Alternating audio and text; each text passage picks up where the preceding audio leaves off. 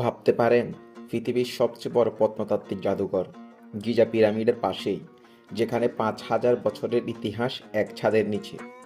২০০২ সালে শুরু হয়েছিল গ্রেট ইজিপশিয়ান মিউজিয়ামের নির্মাণ। মিশরের ছড়ানো লাখো নিদর্শনকে এক জায়গায় আনার জন্য এটি তৈরি করা হয়েছে। আয়তন প্রায় ৫ লক্ষ বর্গমিটার, পুরো এক ছোট শহরের মতো। ভিতরে ঢুকতেই আপনাকে স্বাগত জানাবে রামসেস দ্বিতীয় এক বিশাল গ্রানাইট মূর্তি। এখানে রয়েছে ১,০০,০০০-এরও বেশি প্রত্নতত্ত্ব।